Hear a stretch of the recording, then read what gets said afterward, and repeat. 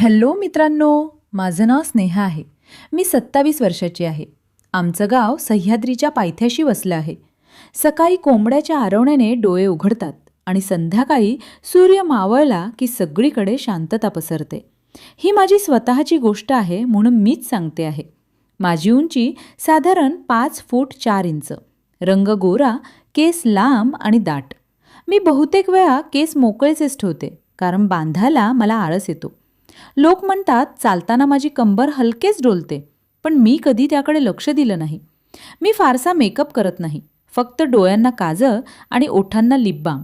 तरीही गावातले काही तरुण कधीकधी वेगळ्या नजरेने पाहतात, पण मी नेहमी नजरा खाली घालून माझ्या कामात गुंतलेली असते.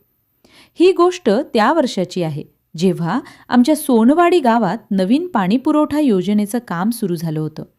रस्ते खोदलेले, चिखल, मोठ्या मशिनांचा आवाज आणि सगळीकडे गोंधळ. आमच्या घराच्या शेजारी देशमुख काकांचं जुनं घर अनेक वर्ष बंद होतं. अचानक एके दिवशी तिथे कुणीतरी राहायला आलं. त्याचं नाव आदित्य होतं. तो शहरातून आला होता आणि म्हणे या प्रोजेक्टचा देखरेख अधिकारी होता. वय साधारण 32 ते 33. उंच, सरपातळ, साधा स्वभाव. कधी कुर्ता पायजमा तर कधी शर्ट जीन्स असा साधा पोशाख. पहिल्यांदा तो आमच्या दारात पाणी मागायला आला तेव्हा मीच दार उघडलं. डोक्यावर ओढणी घेतली होती. तो म्हणाला, ताई पाणी मिळेल का? बाहेर खूप धूळ आहे. मी ग्लास भरून दिला. त्याने हसून धन्यवाद म्हटलं. आमचे डोळे क्षणभर भिडले आणि माझ्या मनात एक वेगळीच हलचल झाली. हळूहळू ओळख वाढू लागली. सकाळी तो जाताना आईला नमस्कार करायचा आणि मला फक्त हसून बघायचा. आई म्हणायची, चांगला मुलगा दिसतो, शहरातला असला तरी नम्र आहे. एकदा दुपारी खूप ऊन होतं. आई बाबा शेतात गेले होते. मी गच्चीवर कपडे वाळत घालत होते. खाली आदित्य कागदपत्रे पाहत उभा होता. वर बघून म्हणाला, स्नेहा, वर खूप गरम आहे ना? मी हसून उत्तर दिलं. तो म्हणाला, मी वर येऊ का? खाली खोलीत हवा नाही.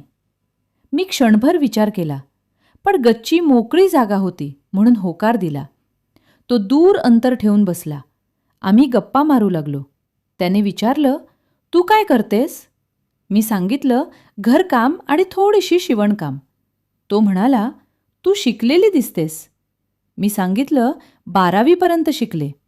तो म्हणाला, तू आणखी पुढे जाऊ शकतेस. त्याच्या बोलण्यात प्रोत्साहन होतं. ते मला शहरातील उंच इमारती, मेट्रो, मोठे बाजार यांचे फोटो दाखवायचा. मी आश्चर्याने बघत राहायचे. दिवसेंदिवस आमच्या गप्पा वाढत गेल्या. कधी मी आधी गच्चीवर असायचे तर तो यायचा. कधी तो आधी बसलेला असायचा तर मी काहीतरी निमित्त करून वर जायचे. एक संध्याकाळी सूर्य मावळत होता. आकाश केशरी झालं होतं. तो म्हणाला, स्नेहा, तू खूप छान आहेस. मी विचारलं, कशामुळे? तो म्हणाला, तुझं बोलणं, तुझं ऐकणं, सगळं. मी लाजले. तो थोडा जवळ सरकला पण तरीही अंतर ठेवलं. मी इथे एकटाच आहे. तुझ्याशी बोललं की बरं वाटतं, तो म्हणाला. मीही हळूच कबूल केलं की मला देखील. गावात मात्र कुजबूज सुरू झाली. काही बायका आईला सांगू लागल्या की तुमची मुलगी त्या शहरातल्या मुलाशी जास्त बोलते. आई मला सावध करायची. मी म्हणायचे, आम्ही फक्त बोलतो. पण मनात धडधड वाढली होती. एके रात्री वीज नव्हती पण चांदणं खूप होतं. उकाडा असल्याने मी गच्चीवर चटई टाकून झोपायला गेले. थोड्या वेळाने आदित्यही वर आला. खाली खूप गरम आहे, तो म्हणाला. आम्ही दोघंही दूर अंतरावर झोपलो. चांदण्यात गप्पा सुरू झाल्या. त्याने विचारलं, तुला कोणी आवडतं का? मी नकार दिला. तो हसला आणि म्हणाला, मला एक मुलगी आवडते. माझं मन क्षणभर खिन्न झालं, पण तो पुढे काही बोलला नाही.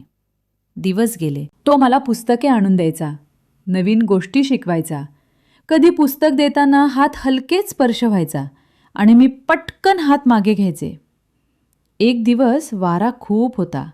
माझे केस चेहऱ्यावर येत होते. त्याने हलकेच बाजूला केले आणि म्हणाला, सॉरी. त्या स्पर्शात काहीही गैर नव्हतं, पण माझं मन धडधडलं. अचानक एक दिवस तो म्हणाला, प्रोजेक्ट संपत आलाय, मी लवकरच पुण्याला परत जाणार. माझ्या पायाखालची जमीन सरकली. मी काही बोलले नाही. मग तो म्हणाला, स्नेहा, मला तुझ्याशी एक महत्त्वाची गोष्ट बोलायची आहे. मला तू खूप आवडतेस. मी तुझ्याशी लग्न करायचं ठरवलं आहे. माझ्या डोळ्यात पाणी आलं. तो म्हणाला, घाबरू नकोस, मी तुझ्या आईबाबांशी बोलेन. सुरुवातीला घरच्यांनी विरोध केला. शहरातला मुलगा, वेगळं वातावरण याची भीती होती. पण आदित्यने त्याच्या कुटुंबाची माहिती दिली, नोकरीची खात्री दिली. हळूहळू सर्वांना त्याचा प्रामाणिकपणा पटला. 6 महिन्यांनी आमचं लग्न झालं. आज मी आदित्यसोबत पुण्यात राहते, नोकरी करते आणि नवीन आयुष्य जगते. कधीकधी सोनवाडीची ती गच्ची, ते चांदणं आणि आमच्या निरागस गप्पा आठवतात. आमच्यात काहीही चुकीचं घडलं नव्हतं. फक्त 2 मनं हळूहळू जवळ आली होती. माझी ही साधी, सरळ आणि मनापासूनची प्रेमकथा इथंच संपते. अशाच कथांसाठी आपल्या चॅनलला नक्की सबस्क्राईब करा.